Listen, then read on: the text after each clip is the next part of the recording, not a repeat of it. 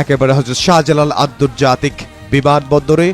সেখানে আমরা দেখতে পাচ্ছি, এই মুহূর্তে আমরা দেখতে পাচ্ছি বিএনপির ভারপ্রাপ্ত চেয়ারম্যান জনাব তারেক রহমানকে।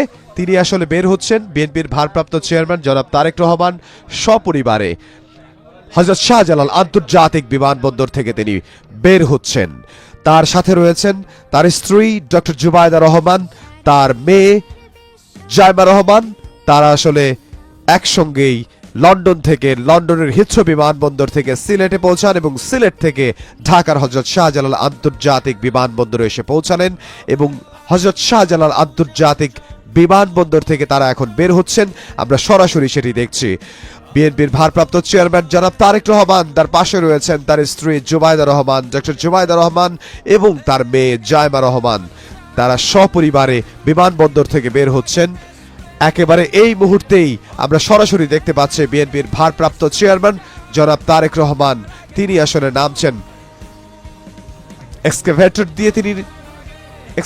দিয়ে তিনি আসলে নামছেন এবং তিনি বিমানবন্দরের বাইরে বের হওয়ার জন্য, এবং তিনি গণসংবর্ধনা যেখানে তাকে দেওয়া হবে সেখানে তিনি যাবেন একটু পরেই।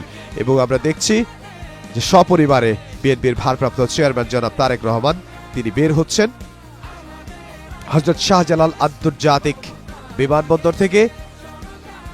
অবশেষে দীর্ঘ 17 বছরের অপেক্ষার পর দেশে পৌঁছলেন বিএনপির ভারপ্রাপ্ত চেয়ারম্যান জনাব তারেক রহমান। দেশের মাটিতে, ঢাকার মাটিতে তিনি পা রাখলেন। এই মুহূর্তে তিনি ঢাকার মাটিতে পা রাখলেন। আমরা সরাসরি সেটি দেখছি।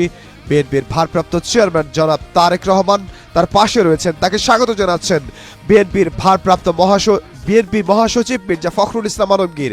বিএনপির ভারপ্রাপ্ত চেয়ারম্যানকে স্বাগত জানালেন বিএনপির স্থায়ী কমিটির সদস্য মির্জা আব্বাস।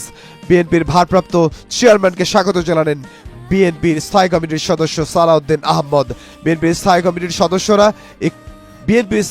সদস্য যারা, তারা আগেই হযরত শাহজালাল আন্তর্জাতিক বিমানবন্দরে তাকে স্বাগত জানানোর জন্য, তাকে শুভেচ্ছা জানানোর জন্য উপস্থিত হয়েছেন। আমরা একটু আগেই বলেছি, এখন এই বিএনপির গয়েশ্বরচন্দ্র রায়, আমরা তাকে দেখছি বিএনপির স্থায়ী কমিটির সদস্য, তিনি স্বাগত জানাচ্ছেন বিএনপির ভারপ্রাপ্ত চেয়ারম্যান তারেক রহমানকে।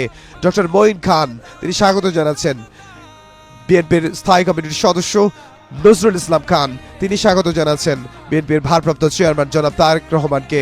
এবং আমরা দেখতে পাচ্ছি আমির খসরু মাহমুদ চৌধুরী, তিনি স্বাগত জানাচ্ছেন বিএনপির ভারপ্রাপ্ত চেয়ারম্যান জনাব তারেক রহমানকে।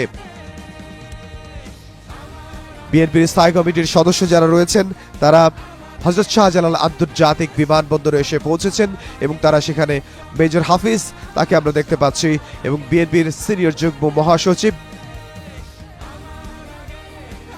রুহুল কবির রিজভী, তিনি স্বাগত জানাচ্ছেন। আমরা দেখেছি যারা রাজপথে ছিলেন, রাজপথের নেতৃবৃন্দ, বিএনপির স্থায়ী কমিটির সদস্য, তাদেরকে আমরা দেখতে পাচ্ছি বিএনপির ভারপ্রাপ্ত চেয়ারম্যান জনাব তারেক রহমান তাকে স্বাগত জানাচ্ছে, তার সঙ্গে করমর্দন করছেন।